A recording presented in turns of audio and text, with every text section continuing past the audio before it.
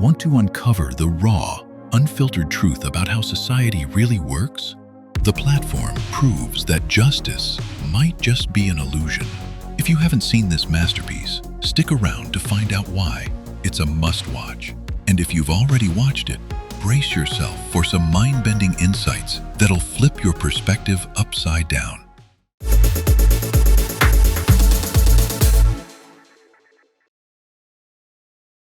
Today we're diving into one of the most talked about films of recent years.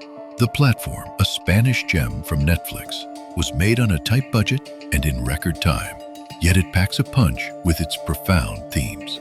This movie lays bare the brutal reality of society's class structure.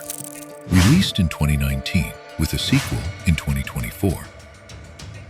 There's even buzz about a potential third installment. Before we break down the story, let's hear from the director himself, Galder Gaztelu Urrutia. He says, "The Platform doesn't have heroes or villains. Instead, it's a sharp social critique exposing how tough it is to stay empathetic in a world of scarcity. As he puts it, being a good person is harder than you think. So, let's explore what makes this film so gripping." Picture this: a vertical prison called The Pit, where inmates wake up on different levels each month. A platform loaded with food descends from the top. But here's the catch: there's never enough for everyone. Those at the top feast like kings, while those at the bottom scrape by on leftovers, if they're lucky. This setup is a chilling metaphor for the class divides we see in our own world. Let's introduce the key players and what they represent in this twisted society. Goreng, a well-educated, rational guy who's our stand-in for the middle class. He's not a zealot or an extremist, but entering the pit is like being born into a harsh reality. Goreng brings along Don Quixote, a book that becomes a powerful symbol, as we'll see later.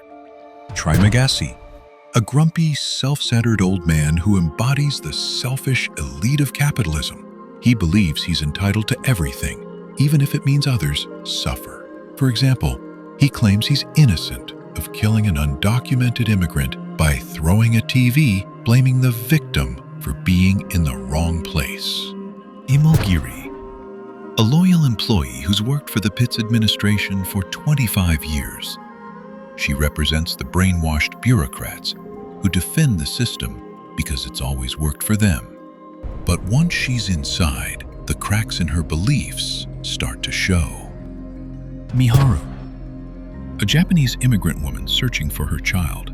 She's the working class, vulnerable yet fierce, fighting for survival but often overlooked.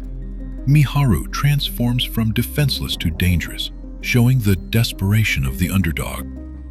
Baharat, a religious figure who represents society's devout, trying to enforce order through divine reward and punishment. But does his approach actually work? Don Quixote, the book, Goreng's chosen item, written by Cervantes during Spain's decline, tells the story of an idealist chasing justice in a corrupt world, only to be mocked as a madman. It mirrors Goreng's own doomed quest for fairness. Ramses II, the dog, Imogiri's pet, named after the Egyptian pharaoh whose empire crumbled under weak leadership. In the film, this dog symbolizes the fragility of the system. Its death becomes a wake-up call for Imogiri. The film opens with Goreng waking up in the pit, like a newborn thrown into a brutal world. He didn't choose his level, his cellmate, or the conditions, just his book and favorite food. His first cellmate, Trimagasi, teaches him the harsh rules. Every month, inmates switch levels, and a platform of food scraps is all they get. Goreng resists eating at first, but hunger forces him to give in. Trimagasi, jailed for manslaughter, insists he's blameless, revealing the arrogance of the privileged. When they're sent to a lower level, he ties Goreng up, planning to eat him to survive. Enter Meru, who saves Goreng, and together they kill Trimagasi, feeding on his flesh. It's a grim alliance between the middle class and the working class to take down the elite, but the system's core problem persists. Next month, Goring wakes up on level 33 with Imagiri, who's chosen him as her cellmate after 25 years of serving the system.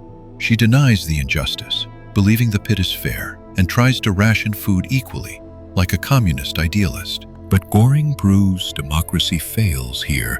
By threatening to contaminate the food, he forces compliance, showing that authoritarianism gets results in this warped world.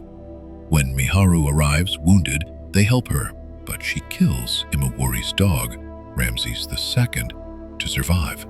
This loss shatters Imawari's illusions, exposing the system's cruelty. The following month, Goring finds Imaguri's body. She's hanged herself, urging him in a hallucination to be the savior and feed on her.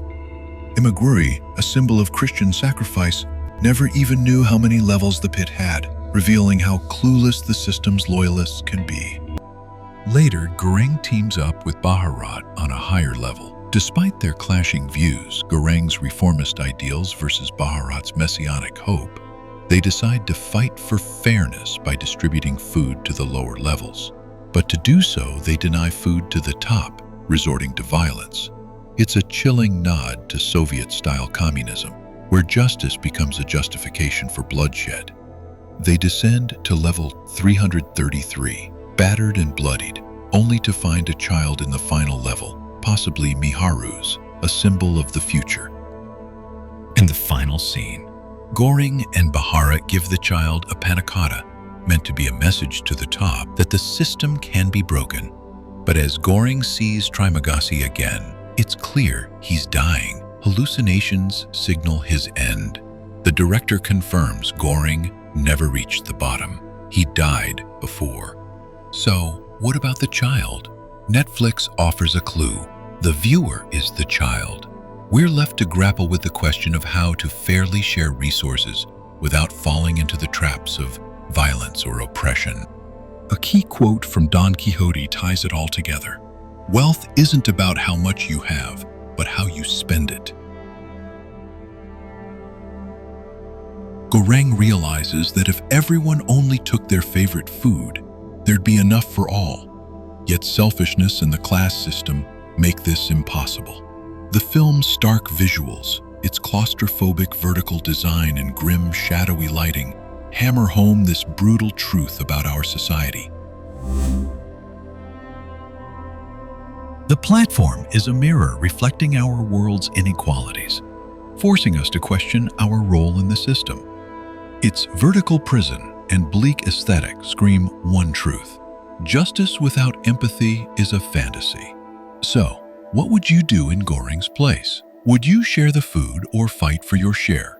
Is the child at the bottom real or just a glimmer of hope? If this breakdown blew your mind, rewatch The Platform. The dialogue will hit differently now.